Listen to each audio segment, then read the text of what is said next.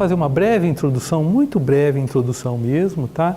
E a gente vai deixar a parte técnica para eles que têm mais capacitação do que eu para poder fazer essa análise e discussão. E aproveitar para convidá-los, é o que o Lucas falou, a partir de agora, nós pelo menos uma vez por mês, a gente vai tentar fazer esse tipo de atividade, né? E se Deus quiser, o ano que vem a gente está imaginando ousar e fazer um curso de especialização de pós-graduação em perícia médica. Nós vamos nos vincular a uma universidade e vamos tentar fazer um programa mais abrangente, tá? Utilizar a expertise dos senhores, né, que vão cooperar com isso tudo, tá certo? E hoje também a gente vai apresentar para os senhores também uma proposta de codificação dos laudos, né? Ao invés de a gente colocar apenas os 6 números, nós colocarmos alguns códigos também para podermos avançar um pouquinho mais em termos científicos, né, de tirar um proveito maior do trabalho, que não só aquele proveito do processo. Depois, em termos de políticas públicas, medidas preventivas, enfim, essa é uma outra situação que a gente está querendo mostrar para os senhores. Em breve, os trabalhos serão todos entregues digitalizados, né? E a gente vai ter então também um acervo bastante grande. Queremos também disponibilizar trabalhos para os senhores, né? Disponibilizar trabalho, que eu digo é o seguinte: a gente fazendo triagem, a gente vê que as demandas se repetem bastante, né? As demandas. Então, por exemplo, bomba de insulina. Hoje a gente tem 1 ou 2 pessoas que fazem bomba de insulina. Solicitação, obrigação de fazer com solicitação de bomba de insulina. E seria muito interessante que a gente falasse da mesma forma, né? Quer dizer, todo mundo que está trabalhando com isso, falar de uma forma igual. E esse banco de dados, esse banco de informações seria para isso, para a gente ver como que as pessoas estão fazendo, discutirmos essa matéria toda e começar a crescer cada vez mais. E o trabalho vai ficando mais fácil, né? Se eu já pego um trabalho bem discutido, bem feito, para mim fazer alguma coisa a mais já vai ficando mais fácil, né? Hoje o que a gente quer mostrar para vocês também é também desmistificar um pouco da banalização. A DPVAT é fácil, todo mundo faz. Realmente, DPVAT é uma das perícias de baixa complexidade, né? Mas a gente não pode banalizar a parte do exame propedêutico, né? A parte do exame clínico, a parte do entendimento, e falarmos também as mesmas coisas, né? Então, isso dito, a gente vai começar com essa parte geral, que é uma introdução só para o Jonas e depois a Leonora darem início, né? Então, isso aqui é o DPVAT. O DPVAT é o seguro obrigatório de danos pessoais causados por veículos automotores, né? Aquele seguro que nós pagamos quando fazemos a lacração dos nossos veículos, né? Tá?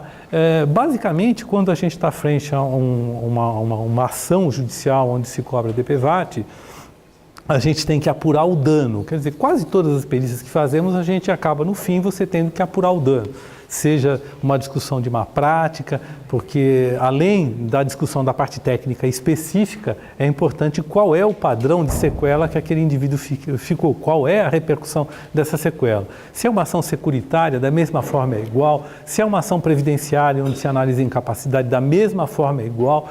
Nós temos que apurar o dano. Nem sempre é um dano de uma lesão, às vezes é uma alteração de função, tá? Mas basicamente é isso. Então, tudo quando a gente fala em perícia que tange a parte médica, entra a questão da avaliação do dano corporal, tá? Aqui é uma descrição do que é lesão, mas isso, obviamente, os senhores todos já sabem, né? E sabem também que nós não dispomos de um critério nacional brasileiro para apurar danos, né? Tá? Então, existem vários critérios para fazer a apuração de dano, mas brasileiro nós não temos um consenso brasileiro de sociedades, não temos, né? Tá? Esse padrão chama-se barema, né? O que é barema? Barema são tabelas que facilitam você chegar a uma conclusão. Tá? Então eles fazem uma série de cálculos e análises e te dão um resultado final. Uma amputação de dedo equivale a tantos por cento. Mas para chegarem nessa amputação de dedo, vale 2%, há toda uma análise, tá certo? Que é feita para você chegar a 2%. Não é empírica, não é achismo. Então o barema nada mais é do que essa forma de quantificar dano, né? O barema vem esse nome barema é um autor que era um contabilista francês, né? e ele que fez os primeiros baremas relacionados à contabilidade, né? E aí então ficou como barema, na França começou a se falar barema, e aí ficou um termo que foi abrasileirado e nós usamos barema, né? Outra coisa que eu gostaria de dizer, isso de forma genérica, não relacionado especificamente aos casos de DPVAT, né? Mas a importância da valoração do dano, porque o dano não é só aquilo que tem de impacto no meu organismo, não é só a anquilose do meu punho, ou a anquilose do meu joelho, né? Mas ela tem um contexto muito maior, né? Tá? E aqui eu cito quais são esses contextos, os impactos que uma lesão pode dar. É muito comum os senhores, quando forem avaliar uma pessoa, o indivíduo até dizer, puxa, aquele acidente acabou minha vida. Ele não diz assim, não pude mais trabalhar, não pude, não. Ele mostra a parte de relação doméstica, muitas vezes de cuidados pessoais, mobilidade. Então, este é um parâmetro que quando nós começarmos a discutirmos, então, a apuração de dano, a gente vai começar a discutir um pouquinho mais, que é o conceito de funcionalidade, né? Que mostra, então, a interação da lesão num contexto muito maior, não só no dano do indivíduo, mas do dano de uma abrangência maior, é o que a gente chama de funcionalidade, tá certo? Então você vai apurar na relação de trabalho, enquadramento em situações específicas, então isso é a importância da análise do dano, né? E aqui, o que a gente vai discutir hoje, então, especificamente, é a tabela DPVAT, né? Então, cada situação, a tabela da SUSEP, uma isenção de imposto de renda, uma liberação de fundo de garantia, PIS, PASEP, quer dizer, cada um tem um parâmetro específico. Então, quando nós formos fazer uma conclusão de um trabalho, a gente vai se valer do parâmetro específico, tá certo? Então, se nós estamos falando em tabela da SUSEP, nós devemos, então, utilizar um parâmetro específico, que é a tabela da SUSEP. Tá certo? Aqui é alguma coisa só em termos de história, tá certo? Quando foi criada o seguro DPVAT, houve algumas modificações e a gente colocou então nesta apresentação então qual é a legislação e quando foram apresentados, né? E essa é uma outra situação importante, né? Porque quando a gente está fazendo uma ação, não nos cabe fazer nenhum julgamento se o indivíduo era culpado ou não culpado. Quer dizer, isso também não tem nenhuma importância, tá certo? Então a indenização independe de culpa ou não, tá? Legalmente, quando vocês pegam a legislação, vocês vão ver que a responsável por fazer os laudos para a seguradora, para a indenização, é o IML, tá certo? E legalmente tem este prazo, tá, de até 90 dias para ser feito então este laudo do IML, tá?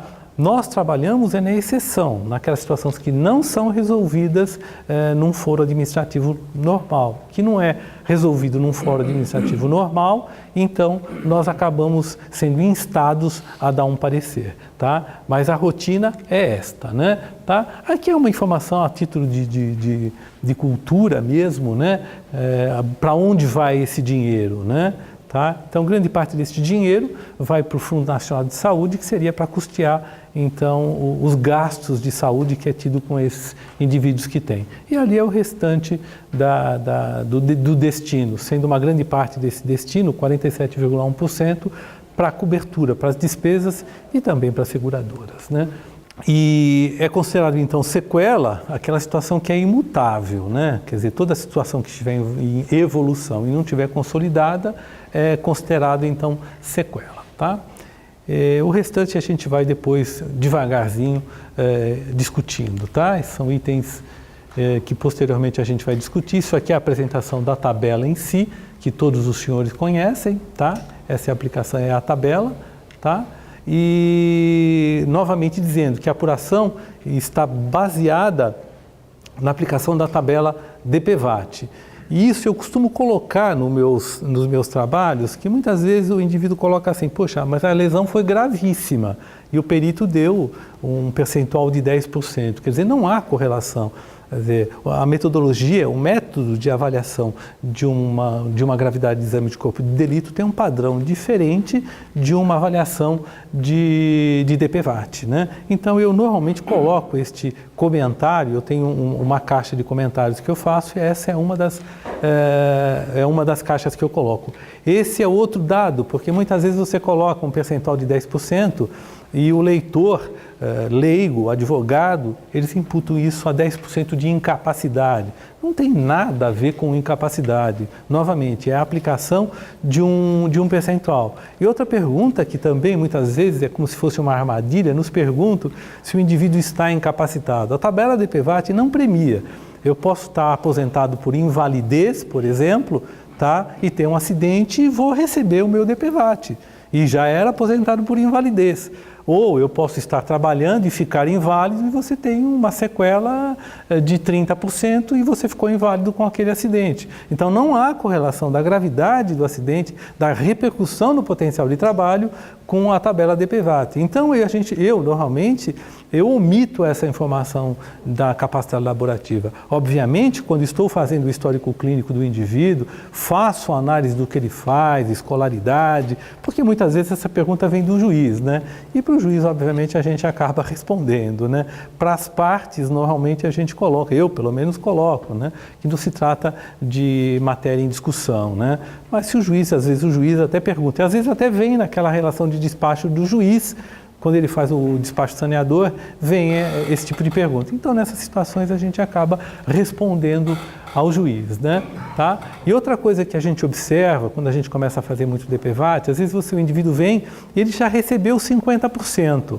E você faz uma apuração de dano e você apura um dano nesta tabela inferior aos 50%. Quer dizer, não tem nenhuma distorção. Não vou dizer que o outro fez pior do que eu ou melhor do que eu. Não, é um mérito que a gente não coloca. Mas eu costumo colocar esta informação, é que a lesão está sendo avaliada em momentos diferentes, né? Se vocês viram, o laudo de ML é até 90 dias. Você pega um indivíduo que tem uma lesão em 90, 60, ou às vezes até um prazo muito maior, ainda não deu para consolidar a lesão. Então, aquilo ele acaba ganhando uma amplitude maior de movimento com o tempo, né?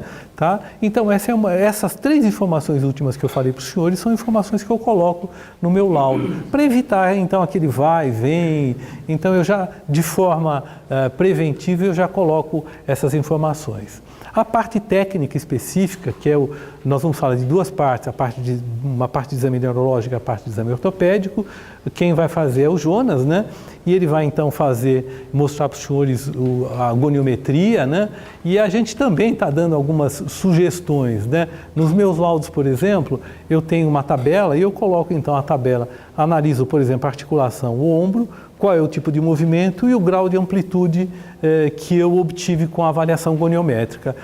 Veja bem, não é importante os senhores terem essa precisão de informação, mas os senhores têm que saber que existe um critério técnico objetivo, tá, de se apurar uma avaliação de dano funcional em articulações. Essa articulação é uma articulação de uma complexidade um pouquinho maior, que o Jonas vai abordar isso posteriormente. Tá? Eu coloco qual é o parâmetro de normalidade que eu utilizo e, do ponto de vista quantitativo, seria os percentuais. De forma qualitativa, você pode considerar em grau máximo, médio e mínimo, que ali são os parâmetros qualitativos para a caracterização da lesão. Eu também costumo colocar, quando faço os meus trabalhos, muitas vezes a própria imagem do movimento que eu estou avaliando ajuda, eu acho que ilustra um pouco melhor. É preciso? Não, mas é alguma coisa mais de preciosismo mesmo, né?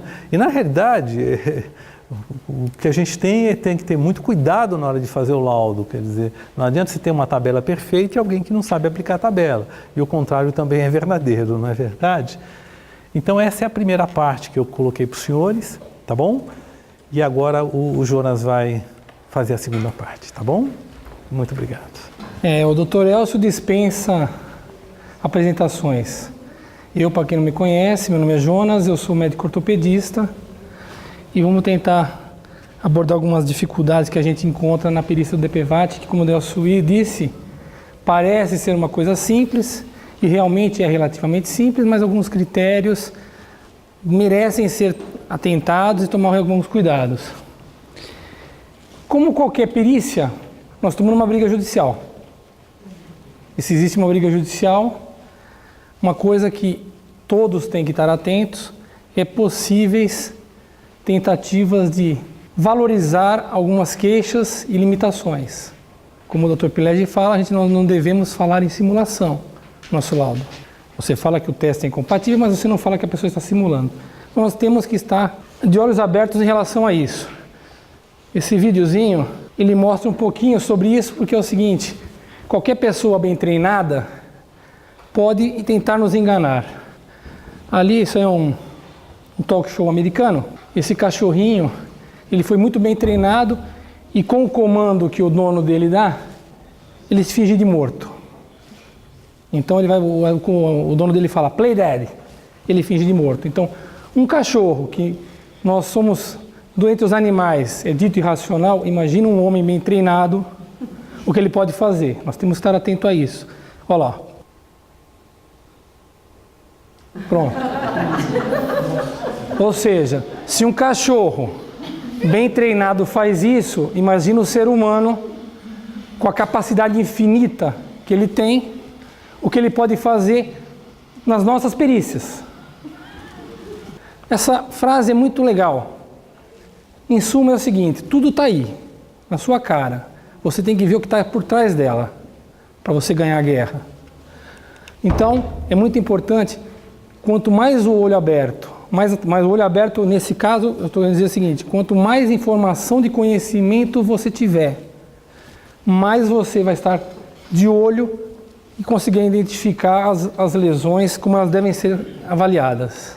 Essa aula tem o objetivo seguinte, definir conceitos ortopédicos de avaliação funcional à luz da ortopedia moderna. A ortopedia não é marcenaria. Desculpa se eu estou magoando alguém ou alguém vai ficar triste, porque até agora vocês achavam que era isso. Antigamente era mesmo, ortopedia era marcenaria. Nos últimos 10 anos mudou muito com os implantes novos, técnicas novas. Hoje a ortopedia tomou um lugar dentro do mundo pericial muito grande, às custas das técnicas novas que existem. Uma outra coisa que eu quero deixar muito atento a vocês. Quando eu entrei aqui, que pediram para mim fazer um estágio, um acompanhamento com o perito X, numa perícia de PVAT ele falou assim, quando tem um pino na perna, mesmo se tiver consolidada essa perna, eu dou um residual. Então eu vou mostrar vários exemplos, não tenham medo do material de síntese. Não é ele que limita nada. Um bom exame físico vai dizer se tem limitação ou não. A ideia também é nortear uma abordagem única, tentar, como o Dr. Elcio falou, padronizar alguns conceitos para a gente que faz parte do mesmo instituto, ter um laudo mais próximo, mais coerente entre os nossos laudos. Porque se a gente for pegar e levantar laudos de peritos diferentes, nós vamos encontrar muita incongruência, muita diferença de laudo. Vou citar um exemplo. Eu fui fazer um dia uma descentralizada, numa cidade X, que eu faço em algumas cidades, e a perícia, o médico que fez, era uma fratura de tíbia, tinha ali dado 75% de limitação. Eu examinei e dei residual. Não estou falando que eu estou certo, mas teve um momento que alguém usou critérios errados e inapropriados. E aqui, como o Elcio falou, nós vamos tentar padronizar uma forma de apurar dano mais ou menos igual. Nunca vai ser igual, mas assim, nós olharmos para o mesmo lado. Temos alguns conceitos para tentar chegarmos mais ou menos na mesma coisa. Como o Dr. Elcio falou, essa é a tabela DPVAT clássica. Né? Ali são as coberturas que prevê o DPVAT, então por morte, invalidez permanente e as despesas hospitalares. Lembrar que se for um ônibus e morreu todo mundo vai receber 13.500. Independe do número de vítimas. Tá? Agora entrando no exame clínico ortopédico. Bom, coluna eu tenho certeza que é o grande problema de todos, que não são ortopedistas. Porque você examinar um joelho e ver que ele está duro, perfeito. Um ombro duro, perfeito. e uma coluna dura? Quando que eu valorizo se uma coluna está dura ou não? Aonde acontecem os movimentos da coluna cervical?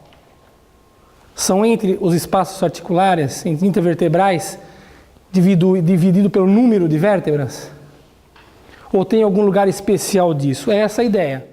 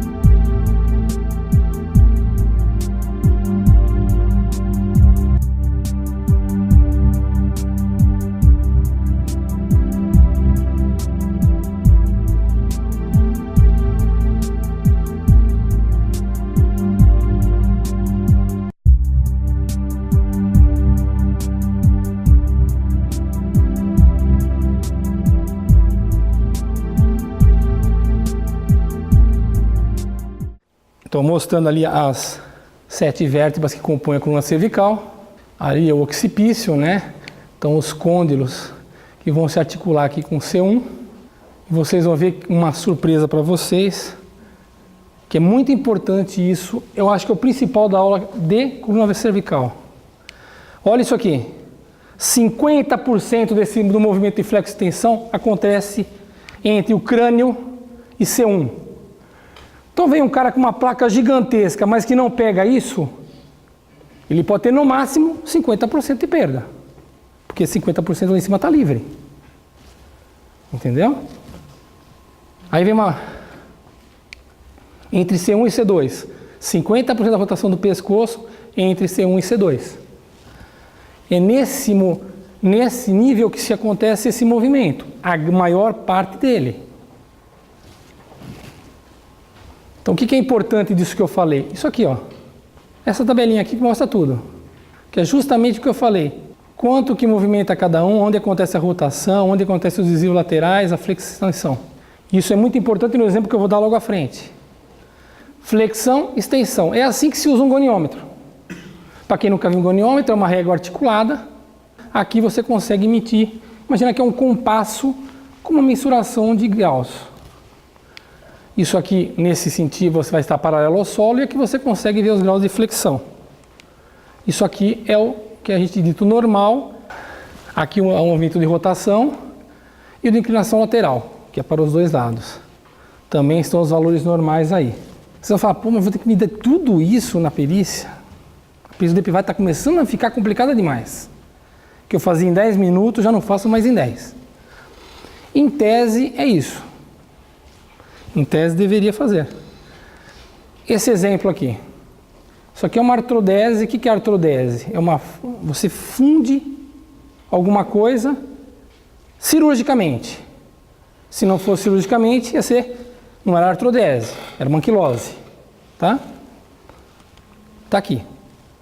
Essa placa aqui grande, que está posterior à cabeça e pegando até o nível de C3, esse é a única justificativa de um cara ficar com o pescoço bastante rígido.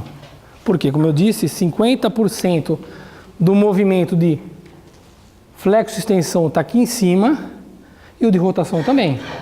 Então, esse cara realmente vai ter uma limitação bastante grande. Nós temos um perito aqui que ele tem uma placa no pescoço e ele quase não tem limitação, dito que ele vai assistir o jogo do Corinthians assim, com uma frequência muito grande e não tem problema nenhum.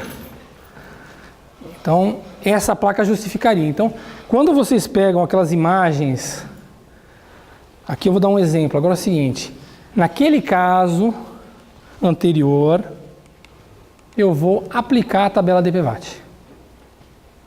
Então, pelo menos, como eu disse, ele tem 50% de perda. Então, você aplicando 50% de 25%, que é o valor previsto na tabela, você vai chegar em 12,5%. É o que a gente normalmente aplica no nosso dia a dia. Nós não estamos discutindo o momento, ainda não é hora de discutir a parte da AMA, da outra tabela que a gente gostaria de aplicar. Só que um exemplo, só para vocês terem ideia. E aqui, quem quer arriscar? Muita limitação ou pouca? Se 50% aqui em cima, o resto é distribuído aqui. 2 níveis a 20%. Então não se assusta com o material de síntese. Ali também é o mesmo caso, tá? Só que aqui visto em perfil e aqui em anterior. Esse cara aqui, ó, ele tem 50 anos, ele é velejador judoca e médico perito. Que não é o mesmo perito que eu falei, é outro. Tá? Ele trabalha com a gente no juizado. Esse caso aqui, mesma coisa. Tem uma plaquinha aqui, mesma coisa, olha aqui. Aqui é Atlanto e C1, aqui C1 e C2. Quanto que tem limitação nesse cara? A placa assusta. Possivelmente, comigo, não ia dar nada. Tinha gente que ia falar, não, mas não pode pegar peso, não pode não sei o que lá. Eu provavelmente não ia dar absolutamente nada, zero. Tá? O que o cara faz? Alguém já deve ter cruzado com ele na rua, porque é motoboy, é cachorro louco. Você imagina o cara naquela moto o dia inteiro. Tá nem aí. Como a gente não está falando de incapacidade, mas limitação se estiver muito pequena. Importante, isso é muito chato. Plexo braquial é uma coisa difícil. Não dá para decorar tem que ser meio maluco. Mas para você fazer um bom exame físico, é importante saber. Eu não vou entrar em detalhes, que senão a gente só dá uma aula de plexo braquial e não tem sentido, não é objetivo. O importante é que para você ter um conhecimento e fazer uma boa apuração de dano, você tem que conhecer exame neurológico. E neurológico é importante. Lesão de plexo braquial, devido ao grande número de acidentes de moto que está tendo, não está sendo uma coisa tão infrequente. Acho que todo mundo que faz DPVAT aqui, ou apuração de dano, indenização em geral, já pegou lesão de plexo. Lesão de plexo é um pouquinho mais complicado de fazer, porque você tem que avaliar a força muscular, um monte de coisa junto. Mas tem que saber. Desculpa a foto para os meninos. Eu não achei nada que não fosse agressivo para os meninos, mas tudo bem. Quanto que eu tenho que valorizar na hora de examinar uma coluna tóraco-lombar? Fala assim para ele, vai lá, encosta a mão no chão sem dobrar o joelho. O cara vai lá. Quanto que isso valoriza para mim? Quanto que isso eu falo, não, limitação de 50%. Como que eu mensuro isso? Isso aqui é muito complicado, isso não, para mim, não é um parâmetro que eu considero muito. Eu acho que tem outros parâmetros, porque quando você faz isso, quanto da minha coluna está dobrando? E quanto é meu quadril? O cara que não faz, não consigo dobrar. Tem anquilose dos dois quadris, é isso? Então, assim, outra coisa, desculpa, se vocês olharem aqui, ó, aqui não dá para ler, mas ele está falando da musculatura isquiotibial, que é essa musculatura que fica atrás, posterior à coxa, que vem aqui de cima e vai lá embaixo. Todo mundo, se a gente pegar aqui e falar assim, encosta a mão no joelho sem dobrar, encosta a mão no chão sem dobrar o joelho, vai começar a repuxar atrás ou não vai conseguir. É porque o músculo está tão encurtado que você não consegue. Isso aí é natural da idade. Então, quando que... Falta alongamento. Com a idade, nós perdemos alongamento. Para você pegar a nenê, minha filhinha de 6 aninhos, ela abre espacate. Daqui a pouco ela não abre mais. Então, Teria que ser treinamento, mas normalmente nós não temos treinamento, a doutora que é dermato e tem um salário razoável, consegue fazer um, né? Mas, então quando que eu devo valorizar isso? Eu particularmente não valorizo muito. Só se vou mostrar quando eu valorizo. Isso aqui são as posturas que a gente encontra por aí, não é normal, nem não vou entrar o que é patológico. Não. Isso é um parâmetro bom. Você olhar certas deformidades podem ser às custas de sequela. Mas para isso ser verdade, a gente tem que corroborar com algum exame específico. Então, a extensão é uma coisa que é mais fácil de você mensurar e acreditar. A flexão, quando valorizar, quando não valorizar. Então, você vai colocar essa limitação compatível com faixa etária. É o que eu ponho nos laudos da previdenciária. Porque é difícil você mensurar isso. Mas tem uma mensuração clínica possível de fazer através de goniometria, que na minha opinião não é o melhor parâmetro. Uma coisa que você tem que saber isso também, da mesma forma que você tem que saber plexo braquial, esse aqui é um pouquinho mais chato, que é o plexo lombosacro, mas em tese deveríamos saber um pouco de exame neurológico, pelo menos o mínimo. Notem uma coisa aqui, por que está em amarelo e verde? Não é nervo ciático? O nervo ciático, desde da emergência dele, quando ele nasce, ele já nasce dividido em fibular e tibial. Ele apenas corre junto. Então você pode ter uma lesão alta e só comprometer o tibial. Aí você fala, porque se é tibial, é lá para baixo. Não, pode ser alta. Tá? Não é o comum que você vê, mas pode. Quais são os critérios que eu utilizo para mensuração de dano em coluna tóraco-lombar? Então, no caso, eu coloquei perdão aos ortopedistas, mas assim, eu coloquei esse tipo de fratura porque é o mais frequente para a gente que chega aqui. É o paciente que está andando no ônibus, a vozinha no ônibus, o cara passa na lombada, a vozinha sobe e desce, pum. Ela sobe, quando ela desce, ela cai fletindo, então ela faz aquela fratura em acunhamento anterior da vértebra. Então, se ela é uma fratura com mais de 50% de acunhamento, isso aí você pode mensurar. Você pega a parte posterior média e média com anterior e faz uma divisão básica. E chega a essa conclusão. Fraturas acima de 50% são fraturas que acometem duas colunas, que a gente fala, que é a coluna de Dennis, que divide isso, mas não precisa saber. E elas são estáveis. Então, em tese, esse tipo de fratura requer algum tipo de tratamento cirúrgico e ela pode levar, tudo que eu vou falar pode porque depende do exame físico, levar algum tipo de sequela residual. Esse não precisa falar. O paciente tem uma fratura de coluna e tem déficit neurológico. Tem dano fácil de evidenciar, desde que você saiba o exame clínico. Mas a gente está pensando em fazer uma aula de marcha, porque é assim que você identifica muito dos déficits neurológicos. Principalmente motor, né? Deformidade residual. Vem a calhar com aquela imagem que eu falei anteriormente, que tinha lá os padrões que a pessoa tá. Então, assim, uma pessoa com uma gibosidade muito grande. Essa paciente, essa cifose, é uma cifose dela ou ela teve uma fratura que ficou cifótica? Está comprovado que a limitação é por causa do dano, né? Então, por isso eu coloquei aqui na frente, dizendo que tem que ter uma deformidade residual clínica e ou radiográfica. Você pode, ou uma ou outra. O ideal é você correlacionar uma com a outra. Se tem limitação, ser compatível com o estudo de imagem. Foi o que eu falei na cervical. Aí ele não mexe o pescoço, faz a raio-x. Olha lá, tem uma anquilose lá em cima. Está compatível. Esse cara você valoriza. Olha que interessante isso aqui. Isso aqui não tem nada a ver com DPVAT. Pegaram um monte de gente e fizeram uma mensuração das pressões sobre a coluna sobre vários tipos de andando, torcendo-se, fletindo, tossindo. Normalmente, quando chega um paciente com problema de coluna, como para vocês, eles entram normalmente. Aí quando você vai examinar o cara, que ele fala, doutor, não consigo nem deitar. Deitar não, eu durmo de pé. Não é isso? Só parece um cavalo. Olha que interessante ali, ó. Deitado é onde você tem o menor solicitação mecânica da coluna. Não tem sentido o cara tá falando. Isso vem a crer que o cara está simulando, ele quer valorizar muito. Para as meninas lá do Dr. Daniel Munhoz, o Dr. Mário Jorge fala em metasimulação. Isso é uma coisa também importante. Simulação é quando o cara mente.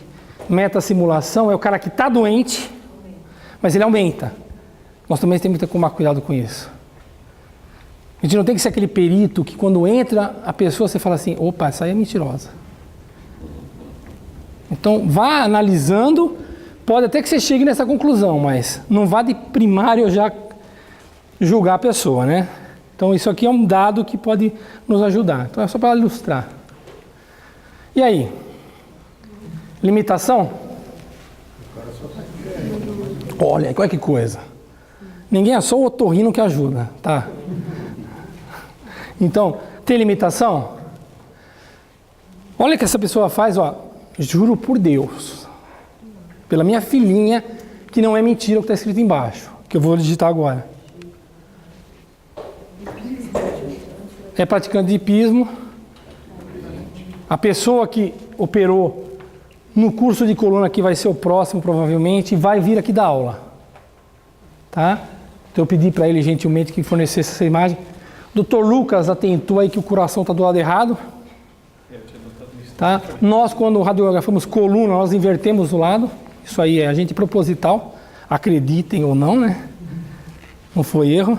Então, ó, é praticante de hipismo e tem uma artrodese gigantesca tóraco-lombar. Tem limitação? Óbvio que tem. Óbvio que tem um certo grau de limitação. Mas olha, para praticar hipismo não deve ser. Você imagina o tanto de trauma que ela tem com o cavalo. É muito complicado. E aí? Aí, ó, uma coisa mais do nosso dia a dia. Olha lá, tem uma artrodesezinha lá embaixo, L5S1. Tem um queijo aqui no meio, um espaçador intervertebral. E esse aqui faz o quê? Piloto de teste da GM.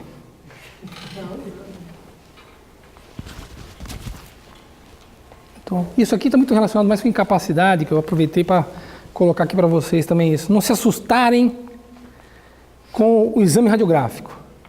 Examina, é compatível? Aí você valoriza. Se o seu exame não for compatível, valorize seu exame e não o estudo radiográfico. O estudo radiográfico é complementar, não é quem dita a regra. Outra artrodese. Esse aqui, se eu não me engano, esse aqui é mais nosso público. É segurança da Casa Bahia, faltou Casa Bahia na frente. Então é o cara que fica em pé o dia inteiro. Aí o Dr. Lucas fala assim, pô, mas ele tem uma incapacidade, longa permanência em pé. Pô, o cara fica de pé o dia inteiro. Fica, não tem problema nenhum. A artrodese consolidou. Entendeu? Algum certo grau de limitação provavelmente ele tenha? Provavelmente tenha. Mas não é no movimento? Hã?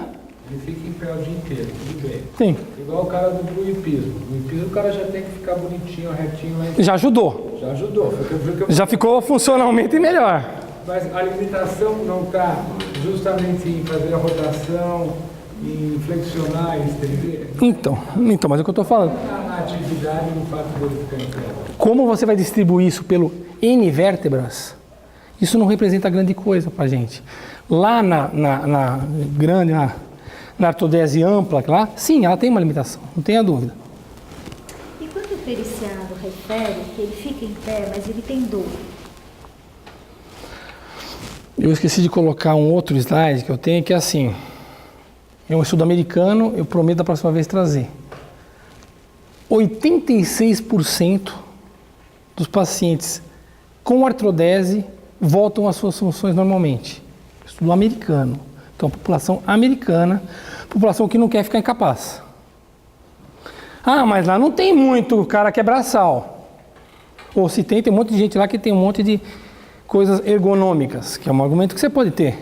Concordo com você, mas assim, quando você conversa com um cirurgião de coluna, como a gente faz muito lá no juizado, tem um cara que fica do meu lado, qualquer dúvida eu questiono ele. É o argumento que ele fala. A partir do momento que a artrodese consolidou, esse paciente pode fazer quase tudo. É lógico, cara, é estivador. Eu não deixo esse cara trabalhar, sob o ponto de vista de incapacidade. Então, por exemplo, eu fiz uma recente que ele era frentista de posto. E ele precisava ficar em pé. Aí ele fala que tem dor. Mas ele sempre vai falar. Qual a causa da dor? Isso. Não dói. Ou, por exemplo, ele tem uma... Por exemplo, ele tem uma... Músculo, é contração. Sim, mas é músculo. É contração muscular que está doendo, é ligamento que está doendo. Entendeu? É mais complexo isso. Ele pode ter uma sobrecarga mecânica, ele pode ter alguma coisa a mais que está gerando dor. Mas não é a presença da artrodese que vai te levar a nada. A princípio, não traga nada, tá? Ó, ombro. Uma das articulações mais complicadas que a gente tem, né? Porque ela permite vários graus de movimento em vários planos. Isso é importante na perícia. Eu não vou entrar em detalhe como eu entraria numa aula para um ortopedista de ritmo escapulotorácico. Tá? O que é importante saber? Quando que eu sei que está limitado um ombro, quando ele para num certo movimento e quando não está em certo movimento? Parte do movimento de abdução do ombro é realizado na escápula. A escápula ajuda. Parte acontece aqui, parte acontece aqui atrás. Entendeu? Então, assim, é importante você estar atento. O que eu faço para examinar o ombro? Eu começo a examinar.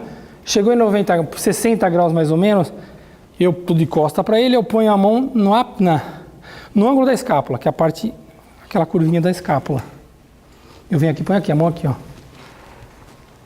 Eu tô com a mão dele aqui, eu ponho aqui e faço isso. O que acontece com a escápula? A escápula vai rodando.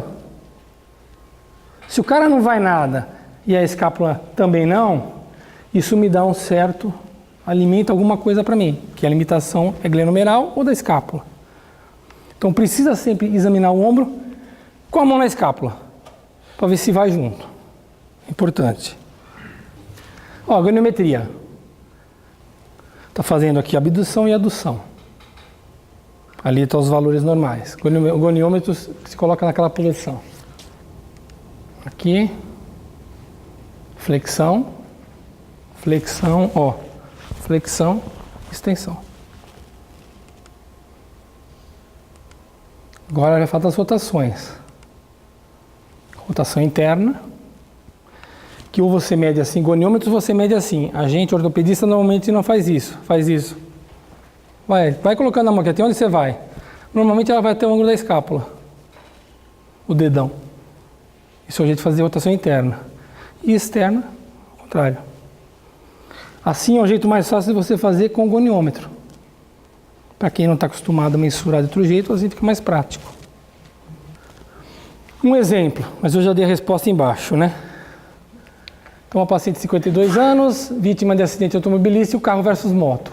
Fratura do membro proximal direito. Foi operada por 2 vezes. Veio passar com a gente, o exame clínico dela é essa.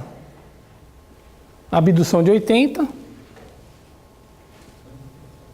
Flexão de 120, então 90, 120. E rotação externa de 20. Quanto vocês dariam?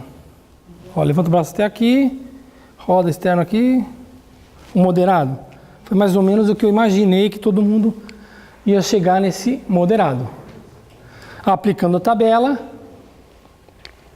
50 de 25, que é o que é previsto, 12,5. Fácil de fazer, prático, perícia em 10 minutos. A sugestão da gente daqui para frente não é para implantação, mas começarem a olhar esse tipo de tabela, que a ideia nossa é fazer algum manual em cima disso. Eu vou fazer a aplicação no mesmo caso, aplicando a tabela da AMA. A tabela da AMA é isso aqui. Então, os valores de mobilidade do ombro.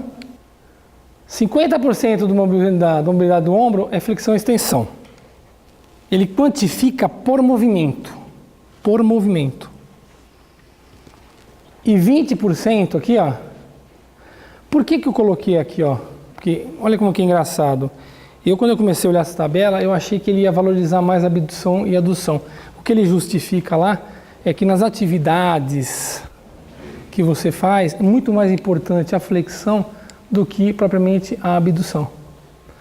Então eu quero dizer o seguinte, esses dois movimentos aqui nossos, só isso aqui já valoriza 70% do movimento dos ombros. Quando você faz a aplicação do que a gente fez lá, aí você pega a flexão de tanto, e vou aplicando nos grades aqui. Eu vou chegar numa coisa assim, que é bastante complexo. Se você for olhar que eu vou pegando medida por medida, não, entra como leve, 25, 30 de 25, pum. Eu vou chegando nesses valores. É bastante complexo. Eu estou falando, hoje ninguém está aqui para que fale assim, a partir de amanhã o DPVAT é feito assim. Óbvio que não. Amaral, não, tá? O Amaral é o cara que já implanta amanhã, ele já começa. E aí, ó, e olha a diferença. Metade. Mas então a tabela é feita para ferrar os caras. Não. Coincidentemente, aí não. A tabela... O que eu pude... Eu não conheço ela tão bem como o Elcio conhece, mas assim, o que a gente acha é muito mais lógico. Como ele faz a mensuração, deixa de ser uma coisa...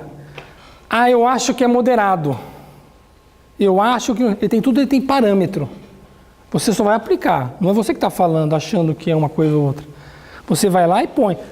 Eu medi com o goniômetro 80. Vai na tabela, quanto que é 80? Pronto. É americano. Americano é assim, né? Tudo padronizado. O cotovelo é uma coisinha legal que vai ficar mais fácil de entender. Flexão, né? Extensão ali do lado. Valores normais. Pronação e supinação.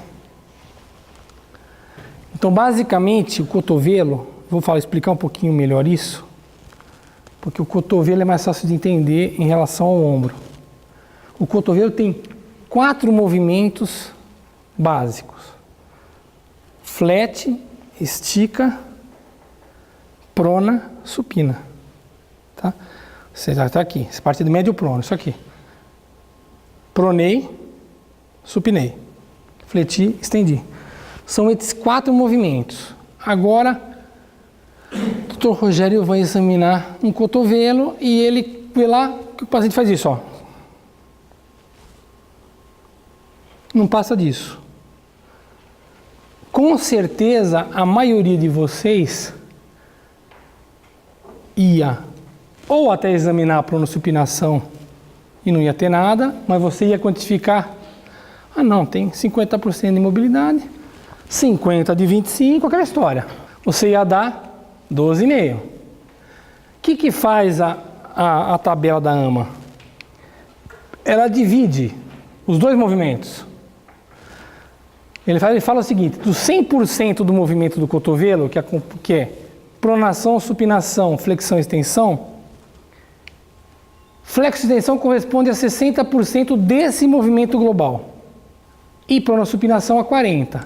Então o exemplo que eu estou dando é, no autor com 50% da mobilidade de flexo e extensão prejudicada, está prejudicado em 50%, com pronassupinação preservada, ou seja, ele vai ter 50% da mobilidade, e os 25% que é dado pela tabela de DPVAT, eu vou aplicar os 60% em cima dele.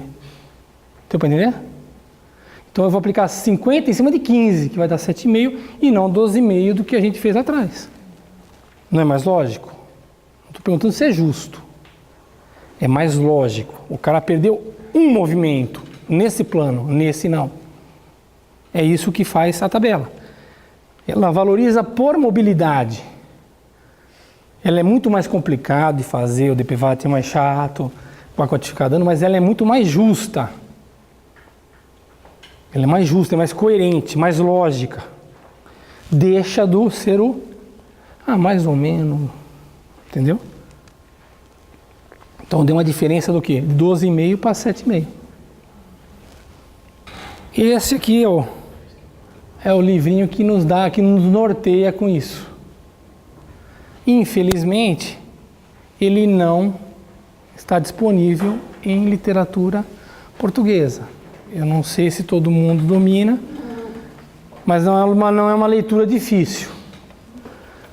Punha, isso aqui é uma foto que eu peguei, assim, está todos os nomes dos ossinhos. Isso aqui eu acho que está todo mundo na cabeça. Até o Lucas me perguntou sobre risartrose. Todo mundo sabe o que é risartrose, não sabe? Tá vendo, Lucas? Então você tá na média. A risartrose subparietal é uma artrose que dá aqui no trapézio, com a base do primeiro meta. É um processo degenerativo dessa articulação, porque essa articulação ela tem uma cara especial, que ela é bastante instável e aí gera... Ela não tem relação, o Dr. Ferrari está me olhando ali, mas ela não tem relação com processos reumáticos. Tá? Ela é uma característica daquela articulação ser instável. Bom, mão, como é que eu avalio mão? Tem alguns critérios que são rápidos de se fazer, para você ver alguma deformidade, alguma sequela. Por exemplo, isso aí. Se você fechar sua mão, no prolongamento de todos os dedos, eles vão convergir por um ponto que é basicamente em cima do rádio aqui, ó. Se você pegar e algum dedo tiver alguma deformidade rotacional por sequela de fratura, provavelmente aconteceu. Pinça. Pinça é importante? É o principal movimento da mão. Pinça. Tudo que você faz, você precisa da pinça. Tanto da pinça grosseira, que é aquela que você pega assim, como a pinça delicada, que é aquela que você pega um fiozinho de linha em cima da mesa, ou quando você pega alguma coisa assim, ou a pinça lateral que você pode fazer. São esses 3 movimentos de pinça que são importantes você averiguar. Lembrando que a pinça, o polegar é o dedo mais importante da mão, corresponde a 50% mais ou menos da importância na mão, 20% do indicador e aí 10% para o resto. Ali em cima a avaliação funcional é mais alguns dados que é para gravar que isso aqui é importante. Ó, o polegar é o dedo mais importante. Ó, ele afeta cerca de 40% da função da mão. Então o cara que tem uma amputação de polegar, às vezes você pega, aplica uma tabela e você não chega nesse valor.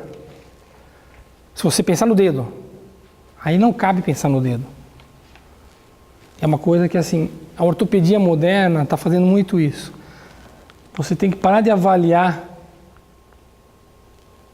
anatomicamente só a coisa e avaliar mais globalmente a coisa. Quando que eu vou considerar uma perna, um membro inferior, e quando eu vou considerar só um joelho? Normalmente, rapidamente, o que eu faço assim, tem acometimento de mais de uma articulação, eu analiso o membro. Normalmente eu analiso o membro como um todo. Olha lá, flexão do punho, extensão do punho, valores. Esses valores, se vocês pegarem em alguns livros por aí, vocês podem achar alguma divergência, viu? Isso depende muito de flexibilidade, mas cada autor gira em torno disso, 80 a 90%, 90 graus, né? Aí, desvio radial e desvio lunar, também são movimentos importantes, quantificou. De novo falando da pinça que eu disse, a pinça delicada, ó, a pinça lateral. Lembrando que eu falei, ó, o cara perdeu o polegar, ele faz pinça com outros dedos. Ela não é tão funcional? Não, mas ela resolve muitas vezes, ela ajuda. Isso aqui é besteira, é saber onde que acontece cada movimento. Então, muitas vezes você tem artrose sequelar, uma trauma, uma determinada articulação e a outra compensa em grande parte a mesma função. Então é complicado você avaliar. Aí dificilmente você vai avaliar individualmente porque não tem essa condição, você vai avaliar como um todo. Mas você sabendo da gênese é importante. Olha lá, isso aí é uma coisa que eu estou falando de funcionalidade. Que a maioria dos movimentos do dia a dia, a flexão do punho naquilo ali, ó. De 10 e 35 de extensão. Se você examinar o nosso punho já é em extensão. Nosso punho não é reto. Nosso punho é assim. Ele já fica em extensão. Tanto é que nós, ortopedistas, quando vamos artrodesar um punho, qual que é a regra que a gente fala assim? Imagina que ele está segurando uma bolinha. Essa é a posição funcional. Ninguém fica assim. Né? A posição funcional é essa. Por isso que se valoriza muito mais a extensão do que a flexão. Isso tudo é mensurado na tabela. Nós, nesse primeiro momento, eu acho que vocês têm que entender, examinar os valores normais, saber aplicar a tabela que nós dispomos. Mais para frente, se for essa ideia do Dr. Elcio, da direção do IMESC, é justamente definir parâmetros mais fidedignos para fazer essa avaliação.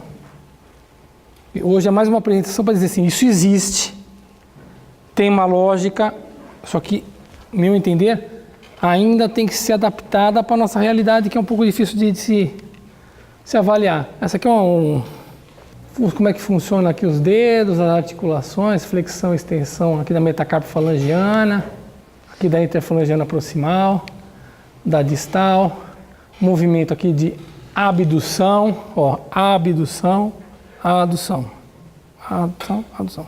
Pensando no quadril, abdução, adução. Abriu, abduz, fechou, aduz. Tudo isso aí, quando é difícil, normalmente quando eu tenho mais que cometimento de mais um dedo na mão, eu penso em avaliar a mão como mão, e não como dedo propriamente dito. Mas as duas falanges distais, aí não é o caso. Mas se eu tiver algum cometimento maior que isso, ou rigidez disso, não precisa ser amputação, eu avalio basicamente no contexto. Está falando das metacarpofalangianas e das interfalangianas, qual é o valor funcional mínimo para ter uma boa função da mão. Então, quando eu vou avaliar como mão, esses parâmetros me ajudam. Porque se eu vou avaliar como mão e esses parâmetros são respeitados, a minha tendência de quantificação de dano é menor. Porque ele tem função da mão. E DPVAT não contempla raio-x. Mas ele tem uma fratura de fêmur em 4 partes. O fêmur está assim. Lembra que o fêmur, se ele está assim, ele está reto. Tá? Se você colocar uma linha e ele estiver reto, ele está reto. Então, não é o raio-x está feio que eu vou dar dano. Mas e clinicamente, a perna dele é torta? Isso traz algum prejuízo para ele? É a mesma coisa na mão. Não é raio-x, não é tipo de fratura, e sim função. DPVAT paga sequela, o que ficou de sequela. Não. Mas Jonas, e o cara que acontece muito, que nem o Elcio falou, no DPVAT os caras entram administrativamente e ganham 50% e vem com você. Muitas vezes ele vem, já aconteceu comigo. Alguém já deixou de quantificar dano? Em algum DPVAT? Já. Operou, ficou tudo bem. Não. Não por isso. Não porque ficou bem. É um jeito de apurar dano. Você não apurou o dano porque está bem. Você acabou apurando. Não houve dano. Não, quero dizer o seguinte, não. Está consolidado. Isso. Alguém deixou de falar assim, mandar por isso e falar assim, ó, no momento... Já. Isso aí não tem problema, não tem problema com isso. Eu não entendo administrativamente como é feito. Eu queria conhecer alguém que faz. Para me falar como é que é o critério dele. Não esgotou a possibilidade. O cara chega com uma fratura de fêmur, nem consolidado até, como é que ele vai quantificar dano? Eu já peguei cara que estava com 10 vezes operado, cheio de pus. Eu não sei o que vai acontecer com ele daqui para frente. Provavelmente não vai ser coisa boa. Mas não dá para mim medir. A amputação pode consolidar. Entendeu? Ele pode consolidar ou ele pode virar genérico e vou amputar. É isso mesmo, ó. A Leonor, perfeito. Não dá para me quantificar, então eu não tenho medo disso. Quadril. Graças a Deus é uma articulação boa, que normalmente não deixa sequela, não deixa rigidez. Eu gosto dela porque eu sou especialista em quadril. Por isso. Mas assim, se é para ter um problema, tenha no quadril, né? Se for quebrar, quebre o quadril. Porque normalmente não fica sequela como fica o ombro, como fica o cotovelo. Cotovelo e ombro são os piores. Dificilmente não vai ficar alguma coisa.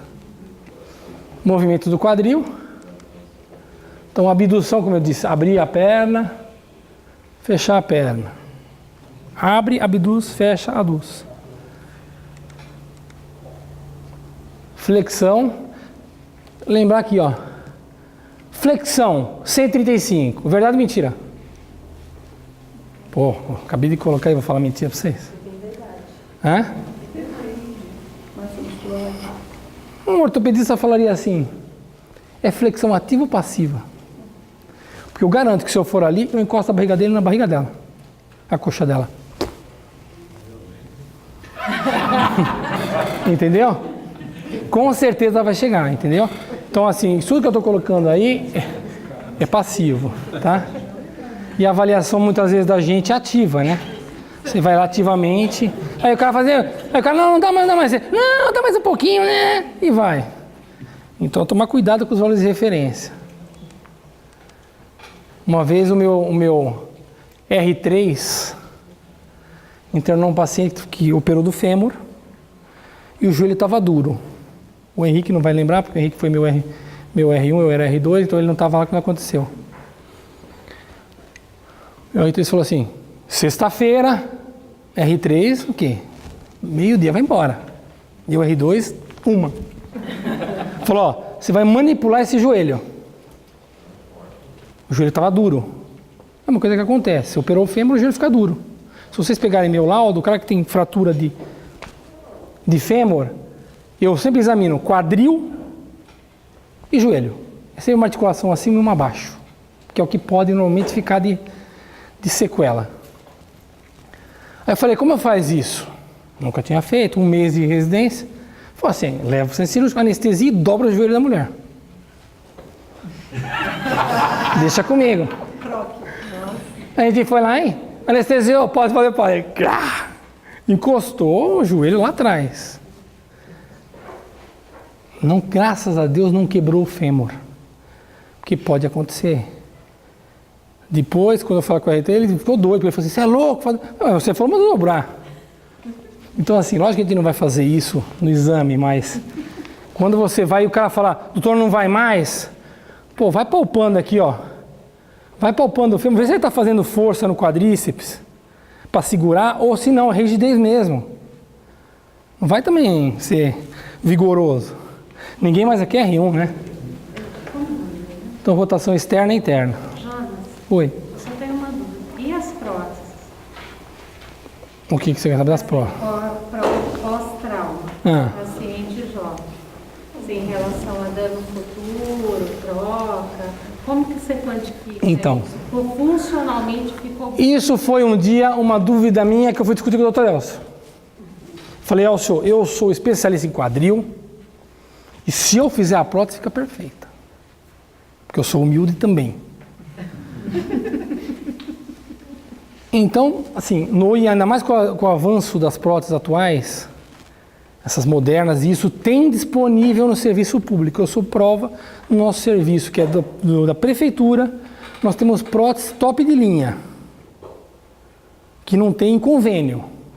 Já teve amigos nossos que teve a mãe, colegas médicos, que a mãe estava prótese de joelho e falou, posso fazer com você no teu hospital? Porque o convênio dela não cobre essa prótese, nesse padrão. Com essas próteses novas de quadril já não é em caso de fratura, ele já não dá limitação, normalmente. Tá? Eu estou falando de prótese de substituição, não estou falando de material de síntese, tá? O cara quebrou a cabeça do fêmur, não tem outra opção de síntese, eu vou colocar uma prótese primária para substituir a articulação, tá? Fez a prótese bonitinha, esse paciente, no exame clínico, ele não tem nenhuma limitação.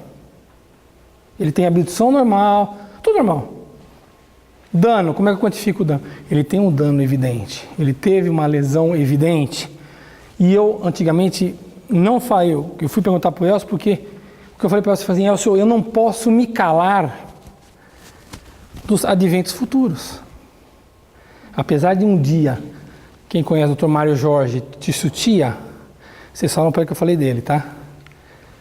O Mário Jorge, ele gosta de dar uma aula que ele põe assim uma foto, é uma caveira, que é assim, ele fala assim, a perícia é uma fotografia, é o momento. Você está fazendo um momento, mais nada. Eu não concordo. Eu acho sim que ela é um momento, mas eu não posso deixar de falar de eventos futuros. Principalmente nesse caso. Se for uma perícia indenizatória, em geral, que não seja um DPVAT, eu sou obrigado a falar para o juiz, olha, esse paciente, apesar de, e essa prótese tem uma duração tanto, e ele em tanto tempo ele vai começar a apresentar limitação, ele vai ter que se passar novos procedimentos cirúrgicos, o segundo é pior, e assim vai. eu sempre falo. E no DPVAT, se fosse um caso de DPVAT, eu dou dano grave. Eu dou 75% quando você tem perda. Quando você substitui a articulação toda, eu dou mesmo sem ter limitação funcional naquele momento. Você não considera a função, o que a pessoa faz? Por exemplo, uma bailarina que quebra Não. O DPVAT não contempla a função. Na indenizatória, sim. Aí eu vou pensar em função. No DPVAT, não estou interessado com isso. Mas eu penso também no dano anatômico da coisa.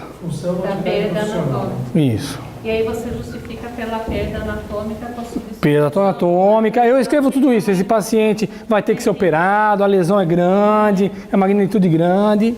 E aí eu... Você faz a mesma coisa no caso, por exemplo, de fratura de acetábulo, que com certeza ele vai... Perfeito, Leonor. Fratura de acetábulo. Também muito frequente porque os traumas estão ficando de maior energia pela velocidade que os automóveis chegam. Hã? Entendeu? Então, fratura de acetábulo. Bacia, quando é bacia mesmo, ela já quase não dá limitação. Teve disjunção de sínfise pública. Não tem grande coisa. Agora, uma fratura de acetábulo, irremediavelmente, ela vai ter artrose precoce. É outra coisa que eu falo também. Na mesma linha da prótese, eu falo da destruição que ficou e as possibilidades futuras. Apesar de que naquele momento não ter. Então você classifica como grave. Grave. É lógico, você pega assim, é um rebordo posterior. Pra gente ortopedista é fácil falar isso. Um rebordo posterior é uma plaquinha só posterior. Esse caso vai bem normalmente. É dupla via, o cara operou na frente, operou atrás. Eu fico mais, mesmo que esteja anatômica a reconstrução, ou para ortopedista, se tiver em ortopedista, mesmo se tiver vou lembrar o nome, esqueci. Bom, se tem magnitude grande, eu vou quantificar, mesmo que evento futuro, tá? Isso aqui é importante para vocês, porque a tabela DPVAT prevê encurtamento de membro, né? E a SUSEP também. Então, olha, isso aqui é fácil de fazer. Você manda ficar com as perninhas assim. Aí você vem aqui e faz assim, ó. Pum! Tá encurtado. E quem está encurtado? A tíbia. Porque se fosse assim, quem está encurtado é esse? É o fêmur. Tá? Porque você tem um encurtamento de um membro. O cara anda... Está encurtado aonde? É assim que você sabe. Você manda fletir o quadril e o joelho. Se está mais alto nesse plano, é essa tíbia que está. Se é nesse plano aqui, ó, assim, né? É o fêmur que está mais curto. Mas eu tenho preguiça. Esqueci. Esse é um jeito de você fazer mensuração como um todo, tá? Você não saber em qual que está mais curto ou não. Mas você tem... Essa aqui é a medida... Essa medida aqui é a medida dita... A medida real do membro. Você vai da crista ilíaco anterosuperior, que é esse ossinho que a gente tem aqui. Tá?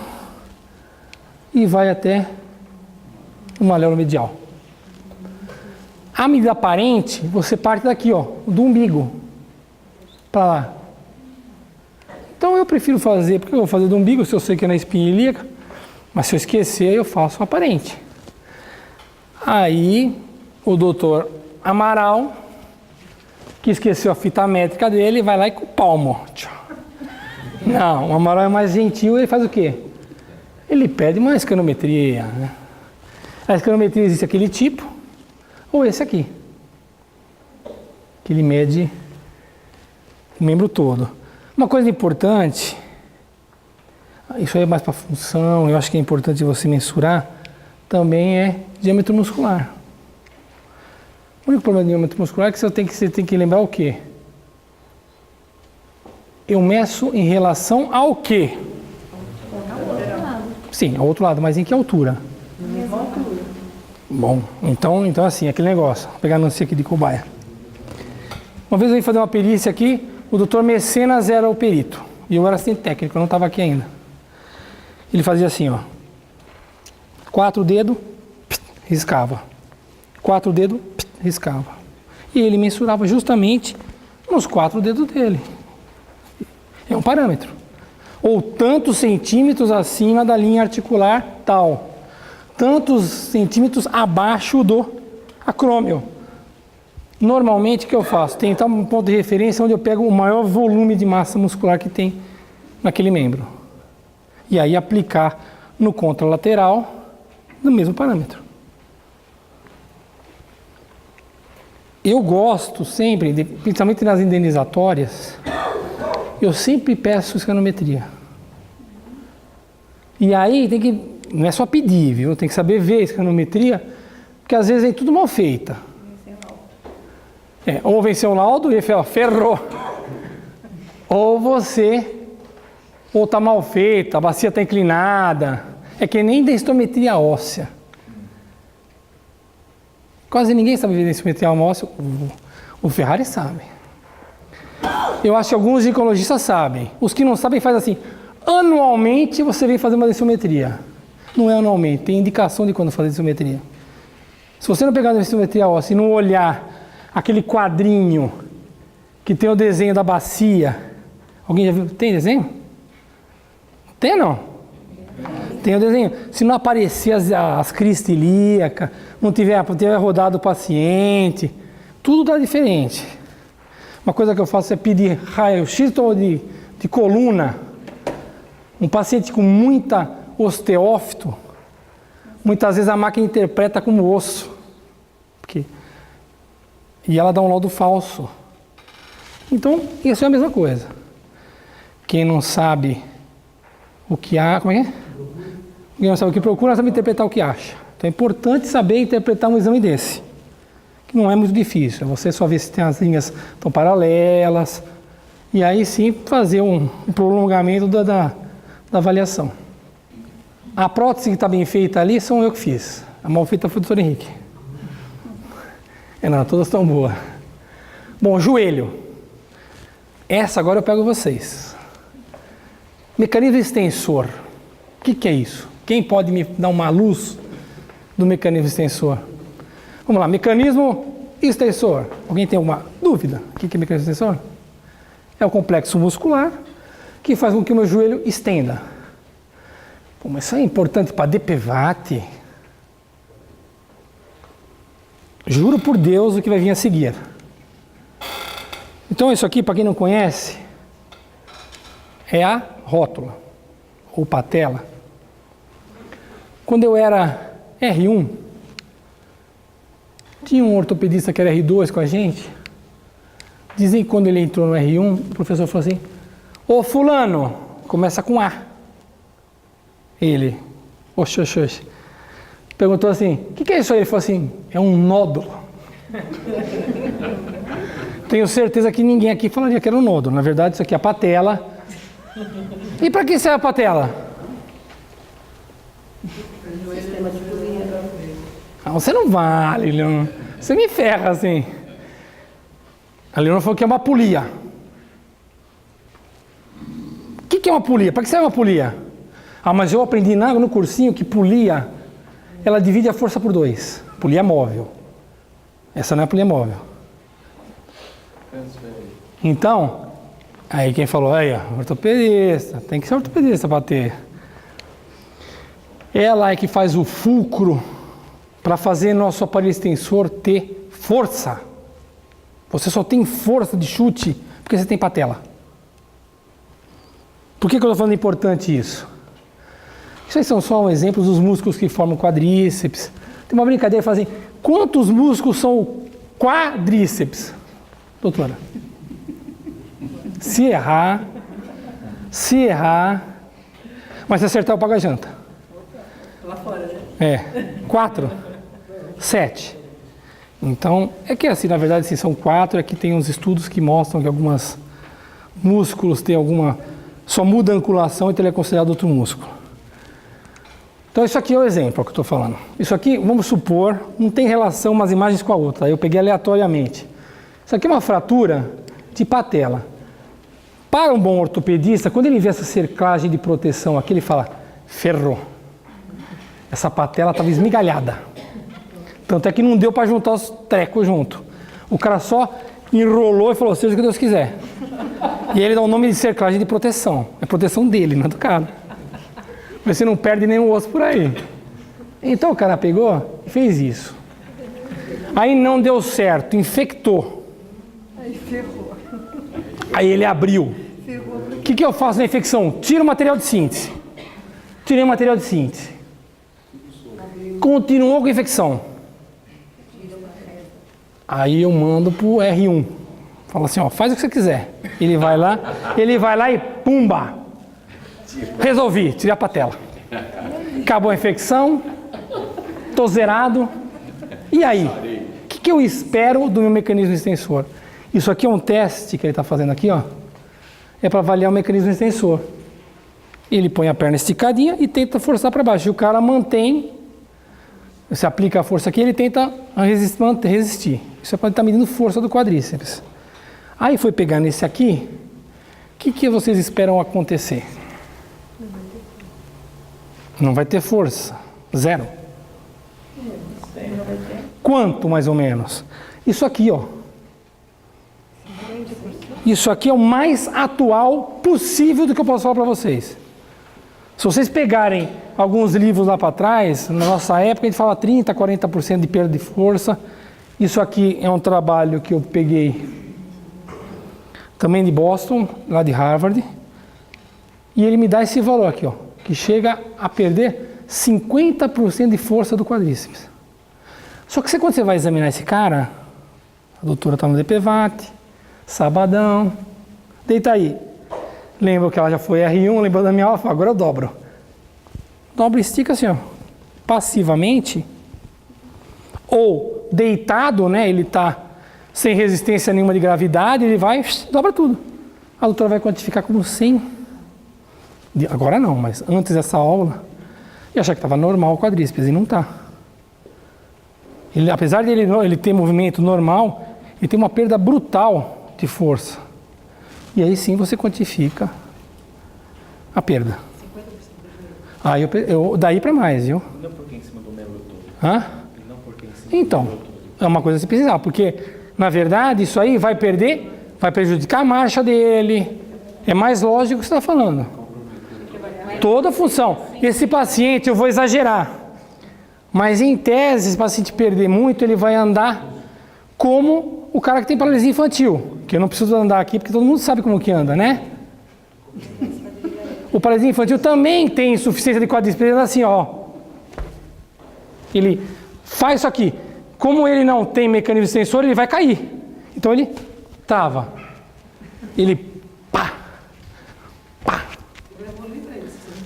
Não, dificilmente, mas assim, é um cara possível. Então tem que quantificar dano grande, apesar do joelho dele dobrar e ficar normal. O joelho, ó, continuando. Eu não vou entrar muito em detalhe, porque ninguém vai examinar joelho como se deve. Tá? Então, basicamente, o pessoal testa o que no joelho? Flexo-extensão, não é? Ou vou perguntar, o que o joelho faz a mais de fletir e estender? Estrala. Lembra que é estrala, não é estala. Porque ele está já treinado para a linguagem do dia a dia. Eu pergunto, estrala seu joelho? O cara fala, estrala, doutor. Então, flexão e extensão. Olha, o que você está fazendo aqui? Ó? Isso aqui é um teste que se faz. Isso eu coloquei, mas não tem nada a ver com o DPVAT, tá? Isso aqui é um testezinho que as mulheres... Eu fiz a minha mulher, quase ela largou de mim. Juro por Deus. Isso aqui é um teste para ver condropatia, condromalácia, lesão de cartilagem. Você abaixa a patela e manda ela contrair o quadríceps. A patela sobe. É uma dor infernal quem tem. Então não façam com as suas mulheres. A menos que você esteja querendo despachar. Então basicamente flexo-extensão, eu não vou entrar em detalhes. Instabilidade. Vou falar agora. Instabilidade. Eu não vou nem falar que tipo de instabilidade. Eu vou genericamente, tá? Olha que bonitinho. Isso aí é uma teste de Lachman que a gente fala. Então você fixa o fêmur e translada a tíbia. E mensura o que é isso? Lesão do LCA. Vou falar dele porque ele é o mais comum da gente. É a lesão de LCA. Esse aqui é um teste que vocês aprenderam. Estou falando de fazer gaveta anterior. Não vou entrar em detalhes da gaveta, que a gaveta tem que ser feita em neutro, rotação externa e rotação interna, para testar outras coisas. Vocês sabendo disso, no DPVAT vocês já resolvem. Se vocês fizerem esses 2 testes. Positivo tem lesão de LCA. Se tiver algum exame, lesão de LCA. E aí, dano? Isso causa algum dano? Hã? Sim, dá estabilidade. Esse cara, muitas vezes, por exemplo, se fosse avaliar incapacidade, a maioria das coisas não daria estabilidade, não daria incapacidade. Porque a maioria não dá uma demanda muito grande para ter esse tipo de instabilidade. Entendeu? Para as funções do dia a dia, não tem. Agora, para quantificar dano, eu quantificaria. Agora, fazer, mas não esgotou-se as possibilidades terapêuticas. Pode reconstruir. Se reconstruir, esse cara volta a jogar bola. Como temos um monte de exemplo aí. Então, eu quantifico ou não o dano? Se tem possibilidade de tratamento. Em tese, era isso que eu tinha que falar. Não temos como apurar dano porque ele não se esgotou a possibilidade terapêutica. Mas se você fosse quantificar, quanto você daria? Eu daria leve. Entendeu? É que o problema é o seguinte. Normalmente quem chega pra gente são pessoas que não têm acesso à rede privada. Na rede pública, isso é uma fila gigantesca. Eu estou operando agora 2010. Então esquece. Então, assim, já virou permanente. Então, eu penso dessa forma. Mas em tese, está errado. Em tese não se esgotou as possibilidades terapêuticas, então não dá para quantificar dano. Existe tratamento que pode levar... Diga. Essa pessoa vai entrar numa cirurgia, tem uma infecção, isso não é avaliado? Não, agora não. Não? Sequela, sempre sequela. Sempre sequela. Ou ele tem sequela ou não tem. Em tese, ele não tem porque não se esgotou as possibilidades. Agora, se você for considerar outras coisas, eu daria um leve, porque isso aí não... Tem gente que fortalece tanto o quadríceps, que o cara vive sem estabilidade. O meu cachorro foi um caso desse. Ele teve lesão do LCA. O cara queria operar, imagina um maltês... Operar, foi o ortopedista que examinou, para falar a verdade. Queria reconstruir, eu falei, mas isso aí é uma... Imagina a poplítea do cachorro. Eu falei, nem a pau, deixa assim. Ele falou assim, se ele treinar bastante, como ele pulava muito e tinha uma coxinha grossa, de vez em quando é que ele tinha uma dorzinha, mas... Pé. Isso é complicado, hein? Pé é complicado. Pé é complicado porque ele é feito de muitas articulações. Basicamente, as articulações que nós vemos no dia a dia comprometida ou é a tibiotársica, então é a tíbia com o talos, tá? Que é a articulação do tornozelo, que faz isso aqui, ó, tá? E essa articulação aqui que a gente fala subtalar é do talos com o calcâneo. Normalmente são essas que a gente vê frequentemente, ou é fratura de tornozelo que está aqui em cima, que muitas vezes pilão tibial, que é aquele, a tíbia comprometendo a articulação no local de apoio da carga, ou aqui sequela de fratura de calcâneo, que tem de monte. Essas articulações mais distais é mais difícil da gente ver e assim a repercussão funcional dela é menor do que o resto. Só aqueles casos que tem esmagamento de pé. Então, flexo-extensão do tornozelo. Aqui, supinação e pronação do pé. E aqui, o varival, que é do retropé, que é daquela articulação subtalar, que é do talos com o calcâneo. Um jeito simples de você avaliar essa articulação aqui, tá dando exemplo ali, ó. Fica na ponta dos pés. Se você olhar seu pé descalço de costa, alguém olhar, Seus pés, se você for normal, os calcâneos apontam para fora. Estou olhando para fora. Quando eu fico na ponta do pé, ele tende a varizar, que a gente fala, né? Isso você pode avaliar, se ele não varizar, você pode ter limitação de algumas coisas, mas um jeito fácil também é você pegar e manipular a varivalgo atrás e quantificar dano com isso. Normalmente, quando eu tenho mais de uma articulação acometida aí, eu também quantifico o membro. O membro, porque o pé traz repercussão funcional no membro. É a sua filha? Não, eu sou vida.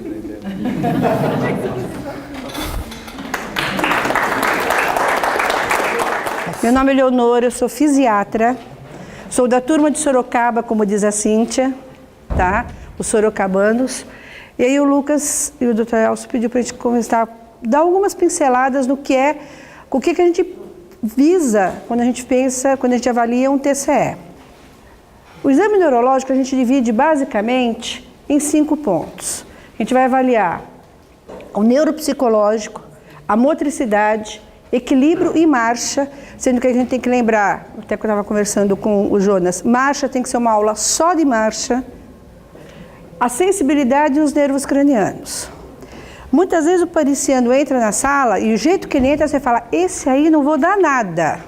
Você vai ver ele bateu a cabeça, ele tem uma lesão de lobo frontal, ou você acha que porque ele está andando está tudo bem, você vai testar a cognição dele, ele está pior que um Alzheimer.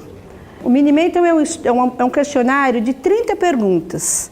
Foi basicamente usado para se pensar em demência, mas as lesões encefálicas a gente também tem muito dado quando a gente faz ele. É aquilo que você pergunta, que dia é hoje, dia, mês, ano, o seu endereço completo, onde você está, o que você veio fazer aqui. Aí você tem a orientação dele no tempo e no espaço. Aí você questiona a memória em si, você fala 3 palavras e depois você pede para ele repetir. Cálculos, que é o tal do 100 menos 7. Quando a pessoa não sabe fazer contas, esse quesito fica prejudicado. A memória, que você pede para ele lembrar aquelas 3 palavras que ele falou. E para nomear objetos, você mostra algumas figuras e pede para ele dizer o que é. Isso tudo é padrão, tá? Ainda você pede para ele escrever e para fazer um desenho. Quer dizer, em 10 minutos no máximo, nem isso, em 5 minutos, com o tempo de você pegar a prática, você faz o teste. E a gente sabe que dariam 30 pontos. Com menos de 25 pontos, ele tem lesão cognitiva. Então, bateu a cabeça, e a gente pega muito dessa história. O meu problema é memória. Eu tive um acidente, bati o carro e não lembro de mais nada. Você faz o teste, ele tem 28 pontos. Então, ele não tem problema de memória. Ou ele vem achando que tem uma queixa de cefaleia pós-trauma, uma queixa de epilepsia pós-trauma, que são coisas mais difíceis de quantificar. Mas a memória, a parte cognitiva, é fácil. Então, o Mini-Mental, né? Qualquer coisa abaixo de 25 pontos, você já começa a pensar, é de 21 a 24 leve, de 10 a 20 moderado e abaixo de 9 pontos é grave. A gente às vezes fala, imagina que se a pessoa vai dar uma alteração abaixo de 20 pontos, vai ser normal. E quando você vai ver, às vezes eles não conseguem nem os 9, ou eles não conseguem nem fazer o teste completo. A motricidade, a gente vai estudar força muscular, tônus e os reflexos, basicamente. A força muscular, aproveitando a aula do Jonas, a gente também acaba avaliando e vendo nos casos de lesão de membro superior, membro inferior. Na parte de membro inferior, é uma coisa mais ou menos fácil. Para a gente andar, a nossa força muscular tem que ser no mínimo regular. Se você não tiver uma força regular, que é a força que vence a gravidade, você não consegue andar. Eu acho que eu pus. A graduação da força muscular. Tá? Essa graduação é aceita internacionalmente, paralisia é 0, esboço, você mais vê e sente a contração do que ela realmente faz o movimento. O grau 2, ele vai fazer a flexão de cotovelo sem a força da gravidade. O grau 3, ele vence a gravidade, então por isso que eu preciso desse grau 3, que é o grau regular, para estar conseguindo andar. O grau 4, a movimentação normal, teoricamente, mas a força você é diminuída. E aquilo que o Jonas falou, você sempre compara a força com o outro lado. Se eu for comparar a minha força com a força do Luiz, minha força vai estar de 4 para 3, porque ele é maior que eu, ele tem mais força que eu. Então você sempre compara o paciente com o paciente, o lado direito com o lado esquerdo. E o grau 5 seria a força normal. Só fazendo um adendo aqui, aquela lesão que o Jonas colocou de patela, a força do quadríceps vai estar reduzida. Ela pode não estar a grau 2, mas ele não vai ter a estabilidade do joelho, por isso que ele tenta segurar. Às vezes o paciente tem a patela, mas a atrofia é muito grande. Então você fala, mas como é que ele está andando desse jeito se ele tem patela? É a força da musculatura que está fraca. E não a instabilidade só pela falta da patela. Aqui. Os testes clássicos que a gente lembra da faculdade, né? Exame neurológico que a gente lembra da faculdade é isso. Os testes, né, para testar força muscular de membro inferior, você faz a pessoa ficar deitada, dobra a perna e vê quanto tempo ela leva para descer a perna. E o membro superior. Isso é mais ou menos lógico. E aqui, só para a gente lembrar, os termos que a gente usa. Monoparesia é um membro. Paraparesia ou paraplegia, lembrando que paresia é fraqueza, plegia é ausência. Seriam 2 membros. Por convenção internacional, toda vez que eu falo em paraplégico, eu estou falando de membros inferiores. Se for uma lesão muito caprichosa de medula que pegar membros superiores, aí eu tenho que falar paraplégico braquial. Isso é convenção internacional. As hemiplegias, aí não entrando em detalhes se ela é completa, descompleta, proporcionada, isso na verdade não vai alterar a quantificação. Porque se ele está plégico, é um braço e uma perna, é 100%, é 2 membros. Seria 70% do braço com 70% da perna, mas não tem 140, então é 100.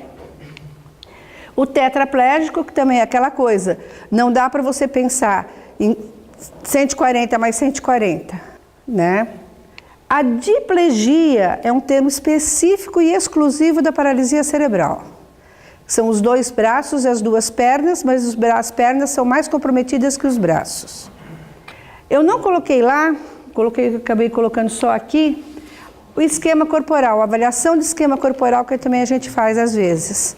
O esquema corporal é a imagem que o nosso corpo, melhor, a imagem que o nosso cérebro tem do nosso corpo. Eu não preciso abrir o olho de noite na cama para saber do jeito que eu estou deitada. O meu cérebro sente esse jeito, eles têm a minha imagem corporal. Uma coisa até curiosa, a gravidez, a barriga da mulher grávida não tem tempo de entrar no seu esquema corporal.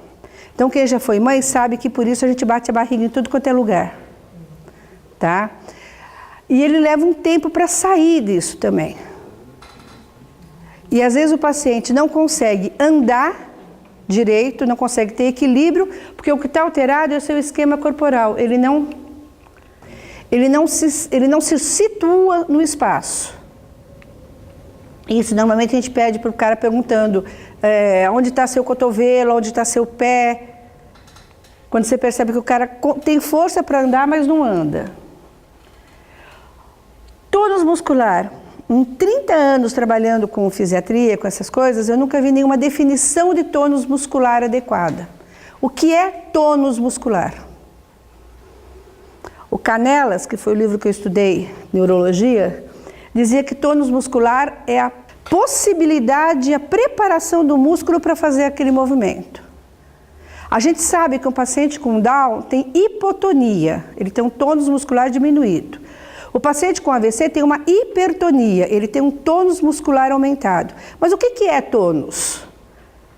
Isso, na verdade, é só você pegando e sentindo se o cara está hipotônico ou se ele está hipertônico. As lesões do sistema nervoso central, medula e cérebro, vão dar hipertonia. As lesões do sistema nervoso periférico, da medula para fora, vão dar hipotonia. Então, se eu pegar um cara que me chega com uma suspeita de lesão de plexo, que é uma coisa difícil de avaliar, como o Jonas falou, com o braço endurecido, não, lesão de plexo é lesão periférica, ele vai ter um braço mole, hipotônico. Então, se ele chegar com o braço assim, então aquilo não é uma lesão, ou ele está simulando, ou ele tem uma lesão mais complicada e mais grave que ninguém percebeu. Tá? O Beltrão usa muito nos laudos dele o termo personagem histriônica, né? Então, não é simulação, né? Ele tem uma personalidade histriônica. A movimentação do membro, que pode ser normalmente passiva, né, quando a gente vai avaliar, ou ativa assistida, pressionando contra a resistência.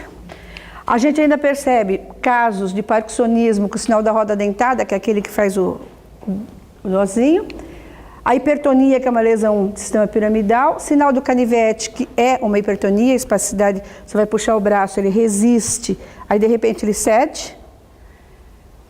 E as lesões musculares, que são no neurônio motor inferior, que vão dar a hipotonia. Então, em todos os musculares a gente vai pensar, para diferenciar a lesão, se ela é central ou periférica. Os reflexos, tá? O reflexo cutâneo plantar, o famoso Babinski, vai me lembrar se ele está positivo de uma lesão central.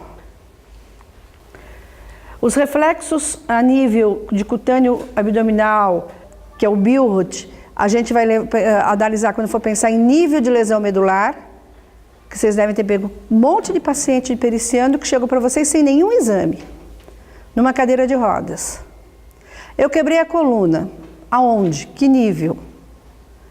Então, esse reflexo que você estimula a barriga, o umbigo, retrai para aquele lado estimulado, me indica que ele tem uma lesão a nível de T10.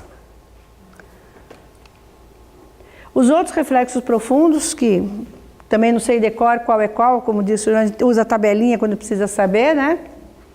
E a pesquisa do reflexo. Ninguém lembra de trazer um martelinho, ninguém lembra de ter um martelinho, mas em toda a sala tem um esteto.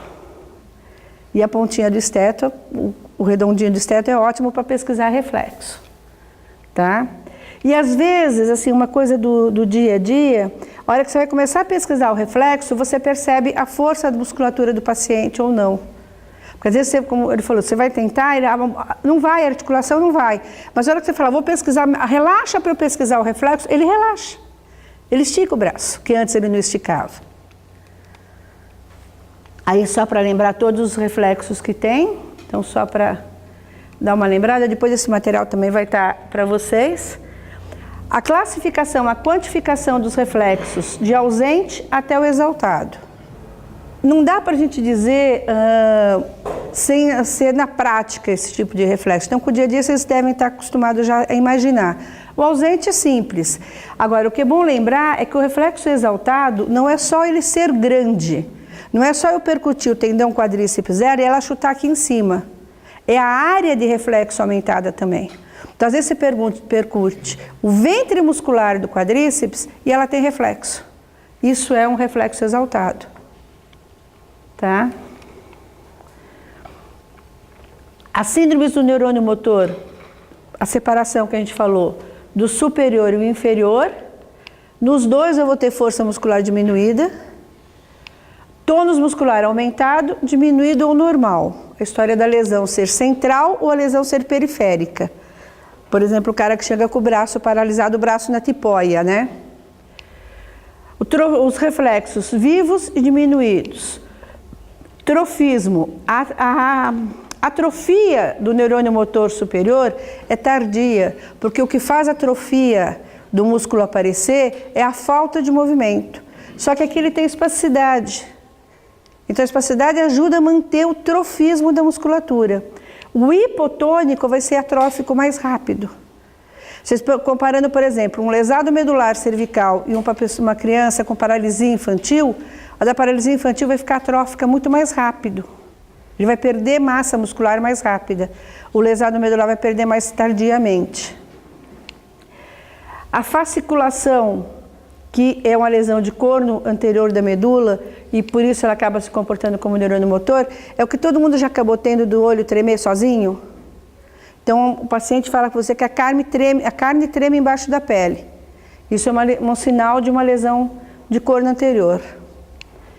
E a musculatura cometida, geralmente o neurônio superior aparece mais em musculatura distal e o inferior, ela é focal, vai depender de que nervo está alterado.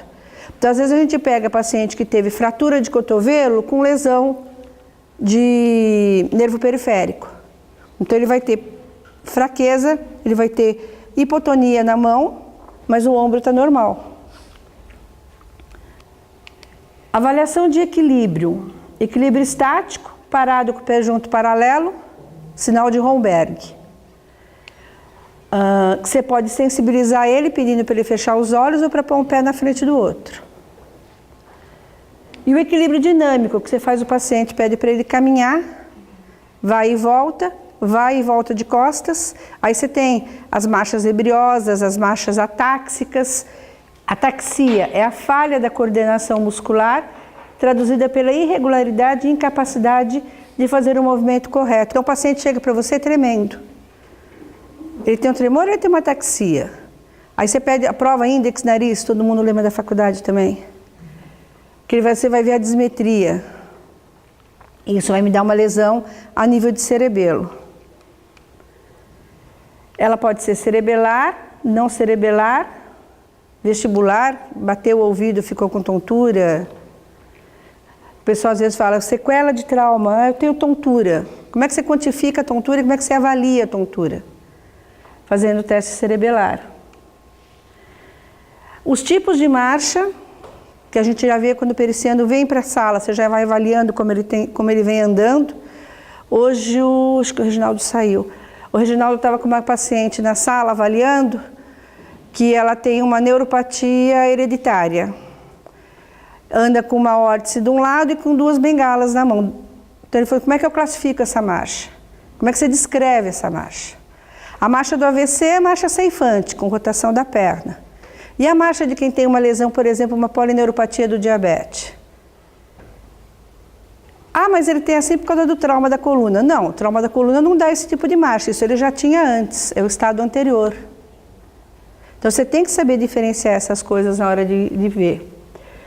Já peguei paciente que chegou aqui falando que depois que teve um acidente, que bateu a cabeça, ele ficou com dificuldade para andar. Aí ele entra na sala andando com festinação. O paciente que tinha Parkinson, não tem nada a ver com o trauma da cabeça. O paciente com a marcha escarvante, que não tem dorsiflexão do pé, por lesão de nervo fibular ou lesão de raiz L5. Então aquele que vai andar, ele levanta o pé lá embaixo e o pé, a ponta do pé cai para baixo. Ah, mas a fratura dele foi de fêmur. A fratura de fêmur dá lesão de ciático? Ou a fratura foi de acetábulo? Então, para você ver o nível dessa fratura, o mecanismo do trauma se dá aquele tipo de lesão para dar aquele tipo de alteração de marcha. As provas de coordenação, que todo mundo lembra, né? E aí, só para lembrar o diagnóstico diferencial das ataxias, que a gente vai, pela hora e tudo mais, vai deixar para mais tarde. A irritação meníngia, isso a gente acaba pegando muito mais em perícias de INSS, que as benditos dor nas costas com LASEG positivo. Mas de repente ele teve um acidente, como ele falou, com uma fratura, com uma síntese de coluna. E ele fala que a dor vai e corre para a perna. Aí você teria que estar testando o LASEG para ver se ele realmente tem uma compressão radicular. Que essa síntese estaria acarretando uma lesão radicular, que é muito difícil. Aí você vai testar o LASEG. Aí ele foi bem orientado pelo advogado. A hora que você vai levantar a perna dele, ai, dói. Dói aonde? É o joelho. Não, o LASEG tem que doer com a parte posterior da coluna, não o joelho. Aí é o tal do encurtamento muscular que está envolvido na coisa. Nervos cranianos é mais para a gente estar lembrando dos 12, que eu realmente não lembrava decor, não lembro decor, tá? O que cada um dos 12 nervos cranianos acabam fazendo. A nível de trauma, a gente pega bastante lesão de facial, pelas fraturas da face, tá? E aí as lesões que afetam olfato e lesão de visão. É comum pegar paciente com trauma de face que tem fratura de base da órbita. Aí acaba dando uma posição inadequada do globo ocular, alterando a visão. Aí não é a lesão do nervo óptico em si, É só pela fratura da base da órbita. Se essa fratura é mais posterior, ela pode realmente lesar o nervo. Tá? Aí o que cada nervo faz, só para a gente estar lembrando. E não coloquei aqui, mas só para a gente lembrar também, quando a gente fala do exame de neurológico, a quantificação que a gente vai dar. Quanto vocês dariam para um paciente que chega na tua frente e fala, não sinto mais o cheiro depois que eu bati a cabeça? Você pega lá o exame, tem a fratura de crânio, você pega lá o prontuário do hospital, ele foi internado, ele ficou em observação e ele não sente cheiro.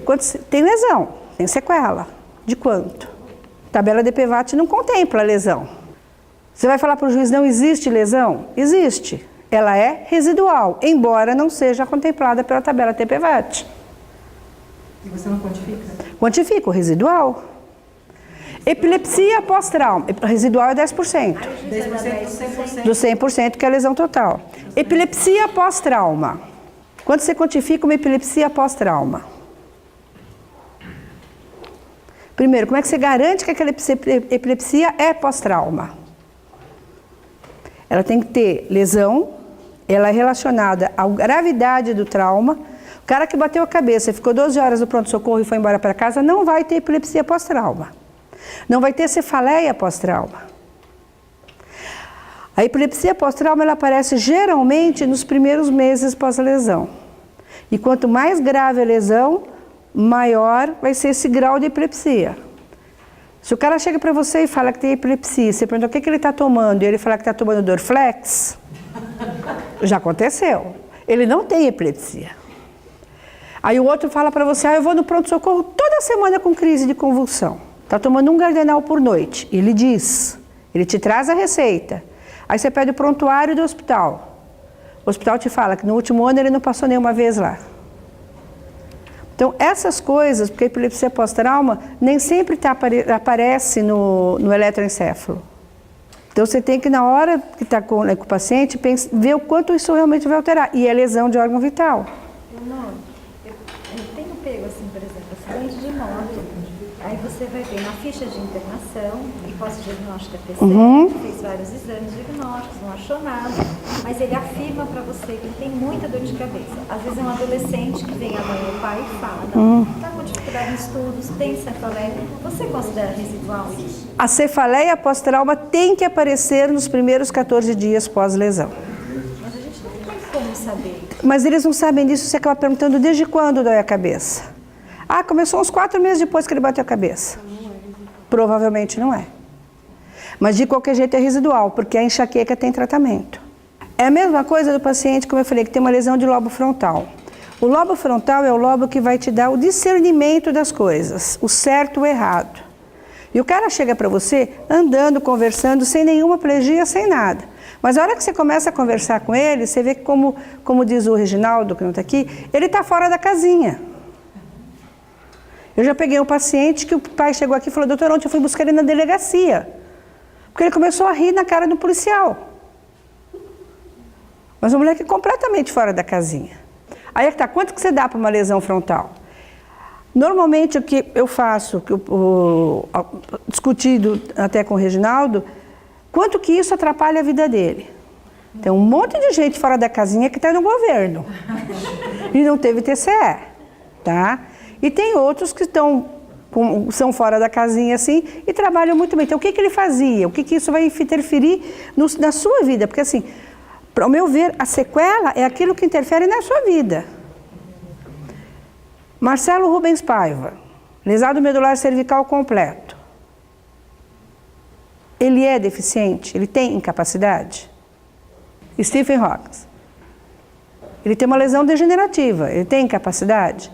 Então, assim, existe o que você quantifica da articulação que não movimenta e existe o que você quantifica do que aquilo no global alterou a marcha do paciente ou aquilo no global alterou o seu dia a dia.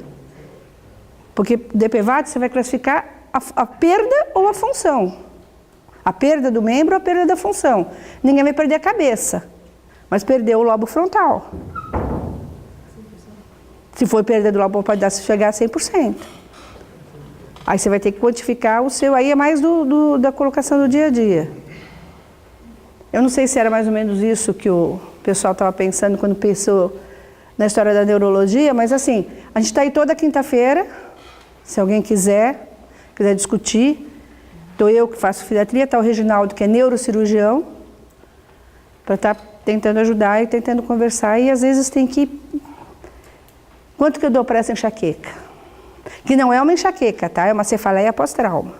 Ele tem um... A crise convulsiva vai depender do grau dessa convulsão, de quantas ele tem. Pode ser desde residual, se ele está controlado com remédio, até completa, de 100%, se ele tem uma crise por semana, se ele vai para o pronto-socorro 4, 5 vezes, se ele não consegue. Tem gente que tem que fazer... Tem algumas pessoas que, pelas microhemorragias que tem, eles fazem focos múltiplos e vão até para a cirurgia por conta da enxaqueca, da crise convulsiva. Então, tem que ser no dia a dia, pode ser de residual a 100%, a grave, né, total.